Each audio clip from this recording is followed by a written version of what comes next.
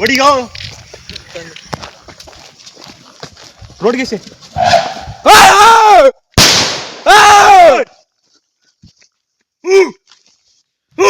ಹೊಡಿ ಹೊಡಿ ಚಂದ ಹೊಡಿ ಚಂದ ಹೊಡಿ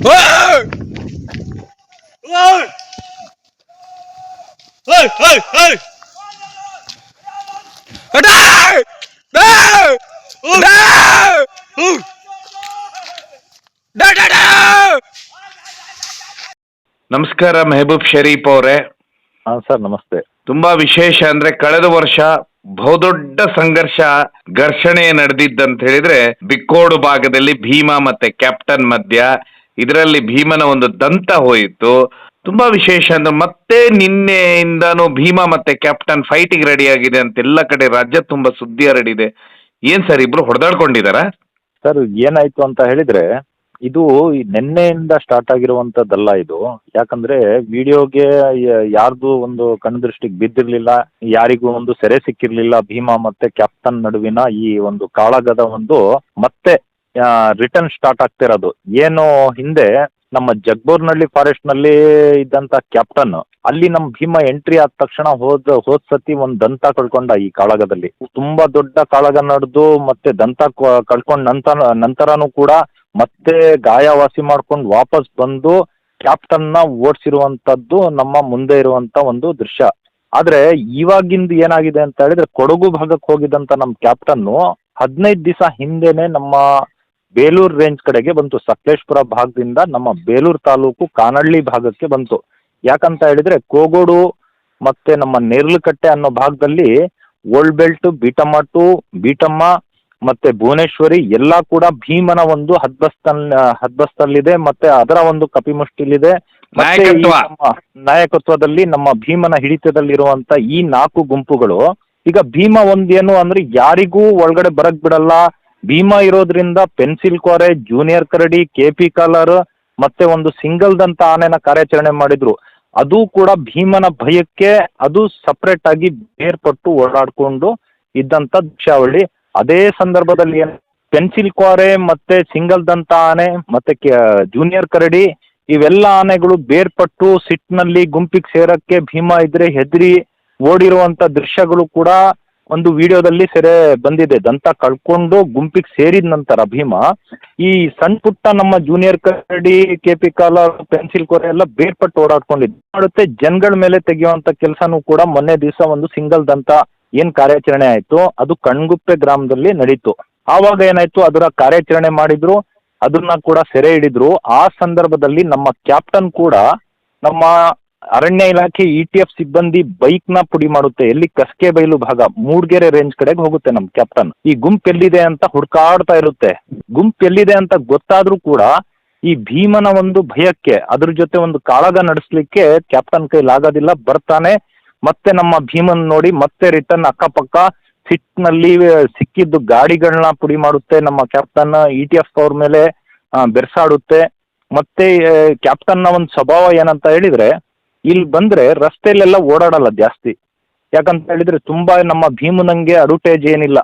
ಈಗ ನಮ್ಮ ಭೀಮ ರಾಜಾರೋಷವಾಗಿ ಒಂದ್ ಕಡೆ ಹೋಗ್ಬೇಕಂದ್ರೆ ರಸ್ತೆಯಲ್ಲೇ ಹೋಗ್ತಾ ಇರುತ್ತೆ. ಈಗ ಏನ್ ಬಸ್ಸು, ಕಾರು, ಏನ್ ಬೈಕ್ಗಳು ಹೋಗುತ್ತಾ ಆ ತರ ಇದು ಭೀಮನ್ಗೆ ಈ ಗುಂಡಿ, ಬೆಟ್ಟ, ಗುಡ್ಡ ಹತ್ಕೊಂಡು ಹೋಗುವಂತ ಆನೆ ಅಲ್ಲ, ಅಭ್ಯಾಸ ಇಲ್ಲ. ಅದಕ್ಕೆ ಅದರ ಒಂದು ಸ್ಟೈಲೇ ಬೇರೆ. ಯಾರಿಗೂ ತೊಂದರೆ ಕೊಡಲ್ಲ, ರಸ್ತೆಯಲ್ಲೇ ನಡ್ಕೊ ಹೋಗ್ತಾನೆ. ಆ ತರ ಒಂದು ಇರುವಂತ ನಮ್ಮ ಭೀಮ ಈ ಕ್ಯಾಪ್ಟನ್ ನ ಈಗ ಇವತ್ತೇನಾಗಿದೆ, ಈ 15 ದಿವಸದ ನಂತರ ಈ ಕಾರ್ಯಾಚರಣೆ ಮಧ್ಯದಲ್ಲಿ ಕಾರ್ಯಾಚರಣೆ ಇತ್ತು. ಈ ಕಾರ್ಯಾಚರಣೆ ಮುಗಿದ ನಂತರ ಏನಾಯ್ತು, ನಮ್ಮ ಕ್ಯಾಪ್ಟನ್ ಎಲ್ಲಿದ್ದಾನೆ ಅಂತಾನೆ ಯಾರಿಗೂ ಒಂದು ಮಾಹಿತಿ ಇರಲಿಲ್ಲ. ಯಾವ್ದೋ ಒಂದ್ ಕಡೆ ಒಂಟಿ ಇದೆ ಅಂತ ಇದ್ರು. ಯಾಕಂದ್ರೆ ಅದಕ್ಕೆ ರೇಡಿಯೋ ಕಾಲರ್ ಕೂಡ ಕ್ಯಾಪ್ಟನ್ ಹಂಗೆ ಇಲ್ಲ. ನಮ್ಮ ಭೀಮ ಕೂಡ ಸ್ವಲ್ಪ ದಿವಸದಿಂದ ಈಗ ಒಂದು 3-4 ದಿವಸದಿಂದ ಎಲ್ಲ ಗುಂಪಿನಿಂದ ಬೇರ್ಪಟ್ಟು ಅರಹಳ್ಳಿ ಭಾಗ, ಬಿಕ್ಕೋಡು, ಕಣ್ಗುಪ್ಪೆ, ಕಾನಹಳ್ಳಿ ಫಾರೆಸ್ಟ್ ಇಂಥ ಭಾಗಗಳಲ್ಲಿ ಗುಂಪಿಗೆ ಹೋಗ್ತಾನೆ. ಎಲ್ಲಾ ಗುಂಪುಗಳನ್ನ ನೋಡ್ಕೊಳ್ತಾನೆ. ಮತ್ತೆ ಯಾರಿಗೂ ಹುಡುಕೋ ರೀತಿ ತಿರ್ಗಾಡ್ತಾ ಇರುವಂತ ದೃಶ್ಯಗಳು ಕೂಡ ನಮ್ಗೆ ನಮ್ ಕಣ್ಮುಂದೆ ಬಂದಿತ್ತು. ಆದ್ರೆ ಇವತ್ತಿನ ದಿವಸ ಗೊತ್ತಾಯ್ತು ಇದು ಕ್ಯಾಪ್ಟನ್ನೇ ಹುಡುಕ್ತಾ ಇದ್ದಾನೆ ನಮ್ಮ ಭೀಮಾ ಅಂತ ಹೇಳಿ. ಯಾಕಂದ್ರೆ ಇವತ್ತು ನಮ್ಮ ಕ್ಯಾಪ್ಟನ್ ಮತ್ತೆ ಕಾಡಾನೆ ಭೀಮಾ ಮುಖಾಮುಖಿ ಆಗಿತ್ತು ನಿನ್ನೆ ಸಂಜೆಯಿಂದ ಮುಖಾಮುಖಿ ಆದಂತ ಈ ನಮ್ಮ ಕ್ಯಾಪ್ಟನ್ ಮತ್ತೆ ಭೀಮಾ ಏನೀಗ ಈಗ ಬೆಳಗಿನ ಜಾವನೋ ರಾತ್ರಿನೋ ಎಲ್ಲ ಅಥವಾ ಇವತ್ತು ಇವತ್ತಿನ ದಿವಸ ದೊಡ್ಡ ಕಾಳಗನೇ ನಡಿಬೋದು ಅಂತ ಹೇಳಿ ಮನ್ಸಲ್ಲಿತ್ತು. ಯಾವುದೇ ರೀತಿ ದೃಶ್ಯಾವಳಿಗೆ ಸಿಗ್ತಾ ಇರ್ಲಿಲ್ಲ. ಅದು ಕಾಡೋಳಕ್ಕೆ ಒಂದು ತೋಟದೊಳಕ್ಕೆ ತುಂಬಾ ಒಳಗಡೆ ಇರೋ ಕಾರಣ ಏನಾಯ್ತು, ಯಾರಿಗೂ ಕಣ್ಣಿಗೆ ಬಿದ್ದಿರ್ಲಿಲ್ಲ. ಅದಾದ ನಂತರ ಕಾನಹಳ್ಳಿ ಫಾರೆಸ್ಟ್ ಇಂದ ಏನ್ ಮೊನ್ನೆ ಕಾರ್ಯಾಚರಣೆ ನಡೀತು, ಒಂದು ಕಾಡನ್ನ ಸೆರೆ ಹಿಡಿದ್ರು. ಆ ನೇರ್ಲುಮಕ್ಕಿ ಭಾಗ, ನೇರ್ಲುಮಕ್ಕಿ ಅಂದ್ರೆ ಕಾನಹಳ್ಳಿ ಫಾರೆಸ್ಟ್ ಇಂದ ಪಕ್ಕದಲ್ಲಿ ಬರುತ್ತೆ. ವಿಕ್ರಾಂತ್ನ ಮೊದಲನೇ ದಿವಸ ಎಲ್ಲಿ ಕಾರ್ಯಾಚರಣೆ ನಡೀತು ಅದೇ ಭಾಗದಲ್ಲಿ ನಮ್ಮ ಕ್ಯಾಪ್ಟನ್ ಮತ್ತೆ ಕಾಡಾನೆ ಭೀಮ ಮುಖಾಮುಖಿ ಆಗ್ತಾರೆ. ಬೆಳಿಗ್ಗೆ ಜನಗಳ ಕಣ್ಣಿಗೆ ಬೀಳುತ್ತೆ. ಅದ್ರ ನಂತರ ಎಲ್ಲಾ ವಿಡಿಯೋಗಳು ವೈರಲ್ ಆಗುತ್ತೆ. ಆ ಸಂದರ್ಭದಲ್ಲಿ ಏನಾಗುತ್ತೆ, ಮುಖಾಮುಖಿ ಆಗಕ್ಕೆ ನಮ್ಮ ಭೀಮ ಗುಂಪಿಗೆ ಹೋಗಕ್ಕೆ ಬಿಡಲ್ಲ, ಹೋಗು ವಾಪಸ್ ಅಂತ ಅವ್ನ ಕ್ಯಾಪ್ಟನ್ ಬರೋ ದಾರಿಗೆ ಅಡ್ಡ ನಿಲ್ತಾನೆ ನಮ್ಮ ಭೀಮ. ಅಡ್ಡ ನಿಲ್ತಾನೆ. ಆ ಸಂದರ್ಭದಲ್ಲಿ ಏನಾಗುತ್ತೆ ಅಂದ್ರೆ ಕ್ಯಾಪ್ಟನ್ ಈಗ ಏನ್ ಫೈಟ್ ಮಾಡ್ಬೇಕೀಗ, ಭೀಮನ್ನ ಹೆದರ್ಸೋಣ ಅಂತ ಹೇಳ್ಬಿಟ್ಟು, ಈಗ ಯಾಕಂತ ಹೇಳಿದ್ರೆ ಈ ಗುಂಪುಗಳನ್ನ ಸೇರಕ್ಕೆ ನಮ್ಮ ಭೀಮನ್ ಜೊತೆ ಕಾಳಗ ನಡೆಸಲೇಬೇಕು. ಕಾಳಗ ನಡೆಸೇ ಆಮೇಲೆ ಗುಂಪಿಗೆ ಸೇರ್ಬೇಕಾಗುತ್ತೆ. ಯಾಕಂತ ಹೇಳಿದ್ರೆ ಅಷ್ಟು ಸುಲಭವಾಗಿ ಭೀಮ ಗುಂಪಿಗೆ ಸೇರೋದಕ್ಕೆ ಬಿಡೋದಿಲ್ಲ. ಯಾಕಂತ ಹೇಳಿದ್ರೆ ಭೀಮನ್ಗೂ ಕೂಡ ಮದ ಇದೆ, ಆದ್ರೆ ಕಮ್ಮಿ ಆಗ್ತಾ ಬಂದಿದೆ. ಈಗ ಕ್ಯಾಪ್ಟನ್ಗೆ ಮದ ಸ್ಟಾರ್ಟ್ ಆಗಿರ್ಬೋದು. ಯಾಕಂತ ಹೇಳಿದ್ರೆ ಇವಾಗಿನ ಹಿಂದೆ ಒಂದು ಈ ಭೀಮ ಬಂದು ಹೆಚ್ಚಿನ ಅಂಶ ಒಂದು 6 ತಿಂಗಳೇ ಕಳೀತು ದಂತ ಕಳ್ಕೊಂಡು ಕ್ಯಾಪ್ಟನ್ನ ಓಡಿಸಿ. ಅದ್ರ ನಂತರ ಭೀಮನ ಒಂದು ಸಂತತಿ ಈಗ ರೆಡಿ ಆಗಿದೆ. ಈಗ ಈ ಮುಂದಕ್ಕೀಗ ನಮ್ಮ ಕ್ಯಾಪ್ಟನ್ ಅನ್ನೋ ಕಾಡಾನೆ ಈಗ 6 ತಿಂಗಳು ಬಿಟ್ಟು ಮತ್ತೆ ಬಂದಿದ್ದಾನೆ. ಮದ ಮತ್ತೆ ಸ್ಟಾರ್ಟ್ ಆಗಿರ್ಬೋದು. ಈಗ ಇವನ ಸಂತತಿ ಒಂದು ಬೆಳೆಸ್ಬೇಕು. ಇಡೀ ನಮ್ಮ ಈಗ ಏನ್ ಗುಂಪುಗಳಿದೆಯೋ ಅದ್ರ ಜೊತೆಗೆ ಒಂದು ಮದ ಇರೋ ಸ್ಟಾರ್ಟ್ ಆಗ್ತಾ ಇದ್ರೆ ಅದ್ರ ಜೊತೆಗೆ ಒಂದು 6 ತಿಂಗಳು ಒಂದು 7 ತಿಂಗಳು ಅದ್ರ ಜೊತೆಗೆ ಒಟ್ಟಿಗಿದ್ದು ಅದ್ರ ಸಂತತಿನ ಒಂದು ಬೆಳೆಸೋಕ್ಕೋಸ್ಕರ ನಮ್ಮ ಕ್ಯಾಪ್ಟನ್ ಈಗ ಮತ್ತೆ ಬಂದಿದ್ದಾನೆ. ಇದು ಏನಾಗುತ್ತೆ ಅನ್ನೋದೇ ಒಂದು ಕುತೂಹಲ ಆಗಿದೆ. ಯಾಕಂತ ಹೇಳಿದ್ರೆ ಇದು ಅಷ್ಟು ಸುಲಭವಾಗಿ ಈಗ ಇವತ್ತು ಏನ್ ಮಾಡಿದ್ದಾರೆ ಇಲಾಖೆಯವರು, ಈ ಭೀಮಾ ಮತ್ತೆ ಕ್ಯಾಪ್ಟನ್ನ ದೊಡ್ಡ ಮಟ್ಟದಲ್ಲಿ ನಡೆಯುವಂತ ಕಾಳಗನ ಇವತ್ತು ದೂರ ಮಾಡಿದ್ದಾರೆ, ಇದು ಕ್ಯಾಪ್ಟನ್ ಮತ್ತೆ ಭೀಮನ್ನ. ಯಾಕಂತ ಹೇಳಿದ್ರೆ ಇನ್ನೊಂದು ಈ ಕಾಳಗ ನಡೆದ್ರೆ ಮಾತ್ರ ಏನ್ ಆಗ್ಬೋದು ಅನ್ನೋದೇ ಒಂದು ಪ್ರಶ್ನೆಯಾಗಿಯೇ ಉಳಿದಿದೆ. ಯಾಕಂತ ಹೇಳಿದ್ರೆ ಈ ಕಾಳಗದಲ್ಲಿ ಈಗ ನಮ್ಮ ಭೀಮನ್ಗೆ ಸಿಂಗಲ್ ದಂತ, ಈ ಸಿಂಗಲ್ ದಂತದಲ್ಲೇ ಕ್ಯಾಪ್ಟನ್ ಅನ್ನೋ ಬಲಿಷ್ಠ ಆನೆನ ಈ ಕಾಳಗ ನಡೆಸಬೇಕು. ಈ ಕಾಳಗದಲ್ಲಿ ಏನಾಗುತ್ತೆ ಅನ್ನೋದೇ ಒಂದು ಇದಿದೆ. ಯಾಕಂತ ಹೇಳಿದ್ರೆ ಇದು ಟೆರಿಟರಿ ಫೈಟ್ ಅಂತ ಹೇಳಿದ್ರೆ ಅವರು ಸೋಲೊಪ್ಪಲ್ಲ, ನಮ್ಮ ಭೀಮನು ಸೋಲೊಪ್ಪಲ್ಲ. ಅಂಥದ್ರಲ್ಲಿ ಇವತ್ತು ಕ್ಯಾಪ್ಟನ್ ಗೆಲ್ತಾನೋ ಭೀಮಾ ಗೆಲ್ತಾನೋ ಅನ್ನೋ ಪ್ರಶ್ನೆಗಿಂತ 2 ಜೀವಕ್ಕೂ ಏನಾಗುತ್ತೆ ಅನ್ನೋದೇ ಒಂದು ಪ್ರಶ್ನೆಯಾಗಿ ಉಳಿದಿದೆ ಸರ್. ಈಗ ಹನಿಮೂನು ನಮ್ಮ ಭೀಮಂದು ದಂತ ಕಳ್ಕೊಂಡ್ಮೇಲೆ ಈ ಇಡೀ ಗುಂಪಿನ ಜೊತೆಗೆ ಭುವನೇಶ್ವರಿ, ಬೀಟಮ್ಮ 2, ಓಲ್ಡ್ ಬೆಲ್ಟ್ ಅನ್ನೋ ಈ ತರ ಎಲ್ಲ ಗುಂಪಿನ ಜೊತೆಗೆ ನಮ್ಮ ಭೀಮ 6 ತಿಂಗಳು ಕಾಲ ಹನಿಮೂನ್ ನಡೆಸಿದಾನೆ. ಈಗ ಕ್ಯಾಪ್ಟನ್ ಹೋದ ನಂತರ ಈಗ ಈ ಮುಂದಕ್ಕೆ ಈಗ ಇನ್ನೂ ಮದ, ಈಗ ಕ್ಯಾಪ್ಟನ್ಗೆ ಮದ ಬಂದಿರೋ ಕಾರಣ ಈಗ ಕ್ಯಾಪ್ಟನ್ನ ಹನಿಮೂನು ಮತ್ತೆ 6 ತಿಂಗಳು ನಡಿಬೋದು, ಮತ್ತೆ ಕಾಳಗ ನಡಿಬೋದು ಅನ್ನೋದು ಒಂದು ಸೂಚನೆ ಇದೆ. ಆದ್ರೆ ಈ ಕಾಳಗದ ಏನಂತ ಹೇಳಿದ್ರೆ ಈಗ ಭೀಮನ್ನ ಇಲ್ಲಿಂದ ಕಳಿಸಿ ಕ್ಯಾಪ್ಟನ್ ಸೇರ್ಬೇಕಾಗುತ್ತೆ. ಈ ಕ್ಯಾಪ್ಟನ್ ಸೇರ್ಬೇಕಂತ ಹೇಳಿದ್ರೆ ಈ ಹನಿಮೂನ್ ಮಾಡ್ಬೇಕಾಗುತ್ತೆ. ಈ ಎಲ್ಲಾ ಗುಂಪು ಜೊತೆಗೆ ಸೇರಿ ಇದರ ಒಂದು ಸಂತತಿನ ಬೆಳೆಸ್ಬೇಕಾಗುತ್ತೆ. ಹಾಗಾಗಿ ಇದೇನಾಗುತ್ತೆ ಈಗ ಭೀಮಾ ಮತ್ತೆ ಕ್ಯಾಪ್ಟನ್ ನಡುವಿನ ಫೈಟ್ ಅನ್ನೋದೇ ಒಂದು ಕುತೂಹಲ ಇದೆ ಸರ್. ಸರ್, ಈಗ ಮೊನ್ನೆ ಒಂಟಿ ಕೋರೆ ಇತ್ತಲ್ಲ, ಅದು ಕೊಂದಿರ್ಲಿಲ್ಲ, ಜೂನಿಯರ್ ಕರಡಿ ಅಥವಾ ಯಾವ್ದೋ ಕೊಂದಿತ್ತು ಅಂತ ಹೇಳ್ತಾರೆ, ನಿಜಾನೇ ಇದು? ಸರ್, ಈಗ ನನ್ನ ಪ್ರಕಾರ ಅಂತ ಹೇಳಿದ್ರೆ ನಾವು ನೋಡಿರೋ ರೀತಿ ನಮ್ಮ ಮನೆಯಿಂದ ಸ್ವಲ್ಪ ದಿವಸ ಒಂದು 3-4 ತಿಂಗಳ ಹಿಂದೆ ಒಂಟಿಯಾಗಿ ಓಡಾಡ್ಕೊಂಡಿತ್ತು. ಯಾಕಂತ ಹೇಳಿದ್ರೆ ಭೀಮಾ ಮತ್ತೆ ಕ್ಯಾಪ್ಟನ್ ನಡುವೆ ಫೈಟ್ ನಡೀತಾ ಇತ್ತು. ಜಗ್ಬೋರ್ನಹಳ್ಳಿ ಫಾರೆಸ್ಟ್ ಅಲ್ಲಿ ಇದ್ದಂತ ಗುಂಪನ್ನ ಬೇರ್ಪಟ್ಟು ಕ್ಯಾಪ್ಟನ್ ಇರೋ ಕಾರಣ ಇದು ಒಂಟಿಯಾಗಿ ಓಡಾಡ್ತಾ ಇತ್ತು. ಯಾವುದು ಸಿಂಗಲ್ ದಂತ ಆನೆ ಮತ್ತೆ ಪೆನ್ಸಿಲ್ ಕೋರೆ, ಜೂನಿಯರ್ ಕರಡಿ ಮತ್ತೆ ಕೆಪಿ ಕಾಲರ್ ಅನ್ನೋದು ಬೇರೆ ಆಗಿ ಓಡಾಡ್ಕೊಂಡಿತ್ತು. ಭೀಮಾ ಬಂದಾದ್ಮೇಲಂತೂ ತುಂಬಾ ಬೇರ್ಪಟ್ಟಿದ್ವು ಗಂಡಾನೆಗಳು. ಅದ್ರ ನಂತರ ಈ ಪೆನ್ಸಿಲ್ ಕೋರೆನ ನಾವು ಉಲೇಮಕ್ಕಿ ಗ್ರಾಮದಲ್ಲಿ ಹತ್ತಿರದಿಂದ ನೋಡಿದೀವಿ ಸರ್. ಸಿಂಗಲ್ ಆಗಿ ಬರ್ತಾ ಇತ್ತು, ಹತ್ತಿರದಿಂದಾನೇ ನೋಡಿದ್ವಿ. ಯಾವುದೇ ರೀತಿ ಬೆರೆಸುವಂತ ಕೆಲಸ ನಮ್ಮ ಹತ್ರ ಮಾಡಲಿಲ್ಲ. ಆ ವಿಡಿಯೋನು ಕೂಡ ನನ್ನ ಹತ್ರ ಇದೆ. ಅದ್ರ ನಂತರ ಉಲೇಮಕ್ಕಿ ಗ್ರಾಮದಿಂದ ಸಕಲೇಶ್ಪುರ ತಾಲೂಕು ಸಿಗುತ್ತೆ. ಅದು ನಮ್ಮ ಅರಳ್ಳಿಂದ ಬರೀ 1 ಕಿಲೋಮೀಟರ್ ಬೇಲೂರು ರೇಂಜ್ ಬಾರ್ಡರ್ ಬರುತ್ತೆ ಅದು. ಅದಾದ ನಂತರ ನಮ್ಮ ಬೇಲೂರು ಅರೆಹಳ್ಳಿ ರಸ್ತೆನ ದಾಟಕ್ಕಂತ ಹೇಳ್ಬಿಟ್ಟು ಒಂದು RCC ಮನೆ ಹೊಸದಾಗಿ ಕಟ್ತಾ ಇದ್ದಾರೆ. ಅದ್ರ ಮೇಲೆ ನಾವು ಇಲ್ಲಿ ದಾಟುತ್ತೆ ಅಂತಾನೆ ಹೇಳ್ಬಿಟ್ಟು ನಾವು ಅಲ್ಲಿ ಹೋಗ್ತೀವಿ. ಅದ್ರ ನಂತರ ಅದು ಅಲ್ಲಿ ದಾಟುತ್ತೆ. ಆವಾಗ ನಾವು ವಿಡಿಯೋ ತೆಗೆದನ್ನ ನೋಡಿ ಅದು ತಿರುಗಿ ನಿಲ್ಲುತ್ತೆ. ತಿರುಗಿ ನಿಂತಾಗ ಸಿಂಗಲ್ ದಂತ ಆನೆ ಕೂಡ ಇದೆ ಇದು ಅಂತ ನಾವು ಹೆಣ್ಣಾನೆ ಅಂತ ತಿಳಿದಿದ್ವಿ ಒಂದ್ ಸೈಡ್ ನೋಡಿ. ಆದ್ರೆ ಅದ್ರ ನಂತರ ಅದು ತಿರುಗಿದಾಗ ಅದರ ಕ್ವಾರೆ ಒಂದ್ ಕಾಣುತ್ತೆ ನಮ್ಗೆ. ಆ ವಿಡಿಯೋನು ಕೂಡ ನನ್ನ ಹತ್ರ ಇದೆ. ಆದ್ರೆ ಏನು ಆ ತರ ಅಗ್ರೆಸಿವ್ ಇದ್ದಂತ ಆನೆ ಅಂತ ಕಾಣ್ತಾ ಇಲ್ಲ ಯಾವುದೇ ಕಾರಣಕ್ಕೆ. ಇನ್ನೊಂದು ಮಟ್ಟಿಗೆ ಅಂತ ಹೇಳಿದ್ರೆ ಇಲ್ಲಿ ಇನ್ನೂ 2 ಕಾಡಾನೆ ಇದೆ. ಜನಗಳಿಗೆ ನೋಡಿದ್ರೆ ಜನಗಳ ಒಂದು ಧ್ವನಿ ಕೇಳಿದ್ರೆ ಎಷ್ಟೋ ದೂರದಲ್ಲಿ ಕಿರ್ಚಾಟ ಅರ್ಚಾಟ ಬೆರ್ಸೋದು ಅಲ್ಲೇ ಗಿಡ ಮುರಿಯೋದು ಆ ರೀತಿ ಮಾಡ್ತಿರುವಂತ 2 ಕಾಡಾನೆ ಇದೆ. ಅದಿನ್ನೂ ಕಣ್ಣಿಗೆ ಬಿದ್ದಿಲ್ಲ ಯಾವುದು ಅಂತ ಹೇಳಿ, ತುಂಬಾ ಅಗ್ರೆಸಿವ್ ಆಗಿದೆ. ಯಾಕಂತ ಹೇಳಿದ್ರೆ ಮೊನ್ನೆ ದಿವಸ ನಮ್ಮ ಕಂದಾಯ ಸಚಿವರಾದಂತ ಕೃಷ್ಣ ಬೈರೇಗೌಡರು ನಮ್ಮ ಅರಹಳ್ಳಿ, ಬೇಲೂರು ತಾಲೂಕು ಅರಹಳ್ಳಿ ಬಾಳ್ಗುಳಿ ಗ್ರಾಮಕ್ಕೆ ಬಂದಿದ್ರು. ಎಲ್ಲಿ ಕರಡಿ ಕಾರ್ಯಾಚರಣೆ ಮಾಡಿದ್ರು, ವಿಕ್ರಾಂತ್ ಕಾರ್ಯಾಚರಣೆ ಮಾಡಿದ್ರು ಆ ಭಾಗಕ್ಕೆ. ಆ ಭೈರದೇವರ ಗುಡ್ಡ ಅಂತ ಇದೆ. ಅದರಿಂದ ಈಚೆ ನಾವು ಕೂಡ ನಮ್ಮ ಉಸ್ತುವಾರಿ ಸಚಿವರುಗಳು ಬಂದಿದ್ದಾರೆ ಅಂತ ಹೇಳ್ಬಿಟ್ಟು ನಾವು ಹೋಗ್ತೀವಿ. ಆ ಸಂದರ್ಭದಲ್ಲಿ ಈ ಅಗ್ರೆಸಿವ್ ಇರುವಂತ 2 ಕಾಡಾನೆಗಳು ಅಲ್ಲಿರುತ್ತೆ. ಒಂದು ಒಂಟಿಯಾಗಿರುತ್ತೆ. ಬರೀ ನಾವು ಅಲ್ಲಿ ಮಾತಾಡ್ತಾ ಇರ್ತೀವಿ, ಮಾತಾಡೋ ಒಂದು ಧ್ವನಿಗೆನೆ ಕೂಡ ಒಂದು ಕಿರ್ಚುತ್ತೆ, ಬೆರೆಸ್ಕೊ ಬರುತ್ತೆ. ನಮ್ಮ ಧ್ವನಿ ಎಕಡೆಯಿಂದ ಬರ್ತಾ ಇದೆಯೋ ಆ ಭಾಗಕ್ಕೆ ಬೆರೆಸ್ಕೊ ಬರುತ್ತೆ. ನಾವು ಸ್ವಲ್ಪ ದೂರ ಆಗ್ತೀವಿ. ಏನ್ ಈ ರೀತಿ ಅರ್ಚಾಟ ಕಿರ್ಚಾಟ ಮಾಡ್ತಾ ಇದೆಯಲ್ಲ ಈ ಆನೆ, ಯಾಕೆ ಇಷ್ಟು ಸಿಟ್ಟಲ್ಲಿದೆಯಲ್ಲ ಅಂತ ಹೇಳ್ಬಿಟ್ಟು.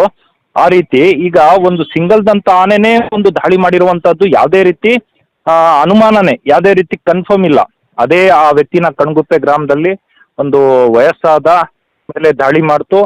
ಆ ವ್ಯಕ್ತಿಗೆ ಇದೇ ಆನೆ ಕೊಂದಿದೆ ಅಂತ ಹೇಳ್ಬಿಟ್ಟು ಯಾವುದೇ ರೀತಿ ಸಾಕ್ಷಿನೂ ಇಲ್ಲ, ಮತ್ತೆ ಅದೇ ಕೊಂದಿದೆ ಅಂತಾನೂ ಇಲ್ಲ. ಯಾಕಂದ್ರೆ ಅಲ್ಲಿ 2-3 ಕಾಡಾನೆಗಳು ಇತ್ತು. ಆ 2-3 ಕಾಡಾನೆಯಲ್ಲಿ ಯಾವ್ದು ಸಾಯಿಸಿದೆ ಯಾವ್ದಿಲ್ಲ ಅಂತ ಹೇಳೋದು ತುಂಬಾ ಕಷ್ಟ ಆಗುತ್ತೆ ಸರ್. ಸರ್ ಇದಾದ್ಮೇಲೆ ಎಲ್ಲಿ ಹೋಯ್ತಂತೆ? ಒಂಟಿಕೋರೆ ತಗೊಂಡು ಹೋದ್ರಂತೆ? ಅದು ಸ್ಥಳಾಂತರ ಮಾಡ್ತಾರೆ ಅಂತ ಇಲ್ಲಿಂದ ತಗೊಂಡೋದ್ರು. ಅದ್ರ ಮೇಲೆ ಸ್ಥಳಾಂತರ ಮಾಡಿರ್ಬೋದು ಸರ್ ಕಾಡಿಗೆ. ದುಬಾರೆಗೆ ತಗೊಂಡು ಹೋದ್ರಂತೀರಾ? ದುಬಾರೆಗೆ ತಗೊಂಡೋಗಿದ್ದಾರೆ ಸರ್. ಅದು ಅದಾದ್ಮೇಲೆ ಏನ್ ಮಾಡ್ತಾರೆ ಸರ್? ಮತ್ತೆ ಒಂದ್ ದಿವಸ ಕಾರ್ಯಾಚರಣೆ ನಡೀತಂತೆಲ್ಲ, ಏನ್ ಮಾಡಿದ್ರಂತೆ ಸರ್?